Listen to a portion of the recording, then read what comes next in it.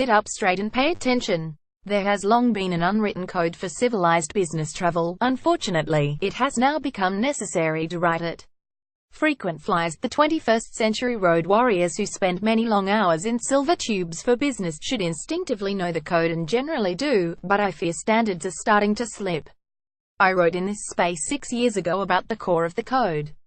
There is more to it, but this is what has to be grasped. First, it is an unwritten law of frequent flying that only the most boorish bogans, the most selfish suits, only the least sophisticated and uncivilized primates, only those lacking in any sense of empathy or who are, at best, simply inexperienced and pig-ignorant, recline a domestic economy class seat when someone's behind them.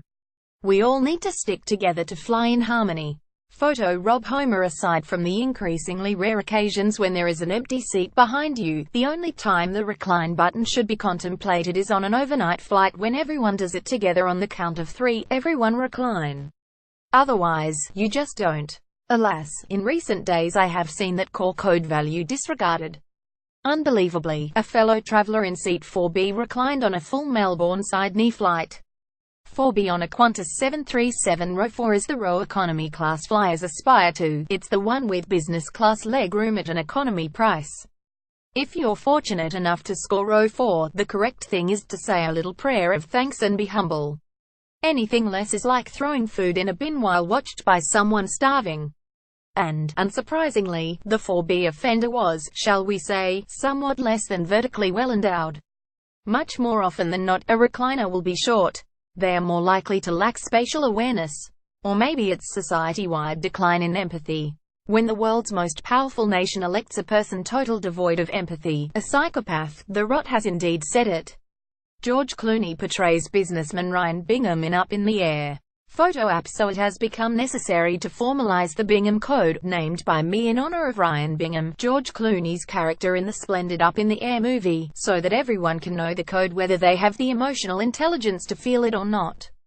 The Bingham Code 1. On approach, consider yourself already flying. There are many variables to account for when traveling. Photo Christian Porm. Accept that stuff happens in life and some fellow citizens may be running late for a flight and therefore should be granted speedy access.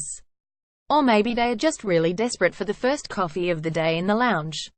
Whatever, if you're not walking up the escalator to departures, you stand to the left-hand side and keep any baggage out of the way. You do not stand abreast of your partner. It can wait too. Check the kitchen sink in. Airlines still allow you to check in baggage. They should not allow you to bring the kitchen sink into the cabin. Unfortunately, they often do, but that doesn't mean you must. Less is more up in the air, or that's what the airlines seem to think, as they don't provide enough overhead locker space for everyone's kitchen sink. If you bring a second piece, you will suffer with it in your lap and footwell. 3. You know there is security to go through. Be prepared. It is a peculiarity of certain people that they can be in a lengthy queue at a bus stop and then be totally surprised to subsequently find themselves at the top of said queue and only then start rummaging for the pass or money required to board. Airport security queues are similar. You will reach the top of it. Be ready to make with the laptop and mobile phone and aerosols. Of course, a real Bingham thinks twice about traveling with aerosols anyway. And a real Bingham knows which belt and shoes set off the alarm and therefore doesn't wear them. A real Binghamette has discovered which bling goes beep beep and doesn't wear it flying. But not everyone is capable of such sophistication. 4. Once through, keep going through. The X-ray machine is not only for you. Move your stuff as far down the line from the machine as possible to repack your bloody aerosols and get dressed again.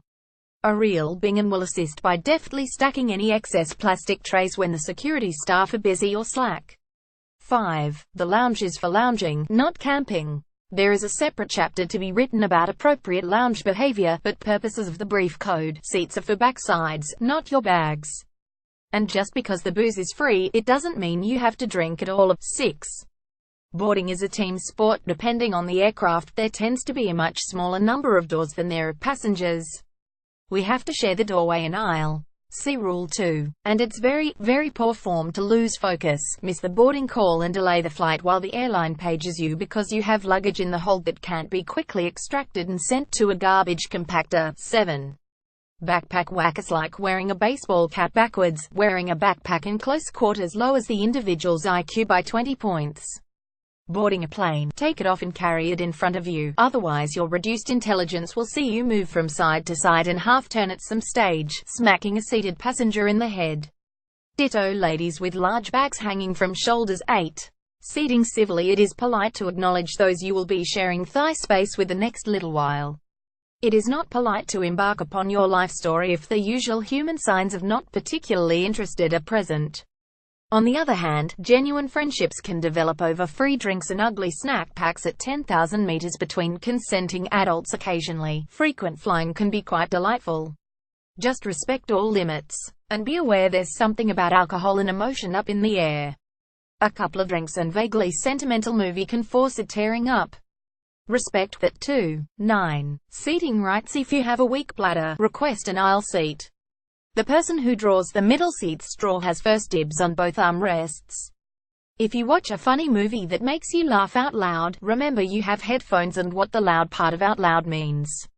Control yourself. If you are obese and require 2 seats to avoid squashing a fellow traveler, don't book a single economy seat. Talk to the airline. 10. Don't recline. It's the core of the code.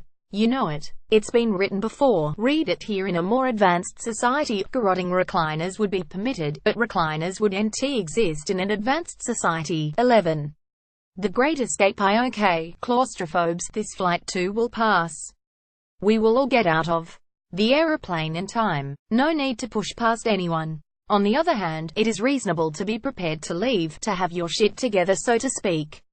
Nice tall people help nice short people get a bag down. If your kitchen sink is stowed 20 rows back, bad luck. Wait, you're not entitled to push through everyone else to get it. As you leave, say thank you. The cabin staff do this much more often than you do and deserve some sympathy. And also thank your god or gods and the mysterious laws of physics that allowed 70 tons of metal, glass and plastic to levitate and move speedily across the face of the planet, depositing you relatively close to schedule somewhere quite far away. It's quite amazing really. That's it. Not difficult really. Allowance must be made for innocents who haven't flown before. They need guidance, not immediate exposure to the lack of oxygen at 10,000 meters. The airlines should provide that guidance by including a copy of the code with the safety sheet and perhaps an email to first-time travelers. The wonderful thing is that most people do get it. Most people understand. We're sardines in a metal tube. We're in it together. Play as a team and we'll get through it.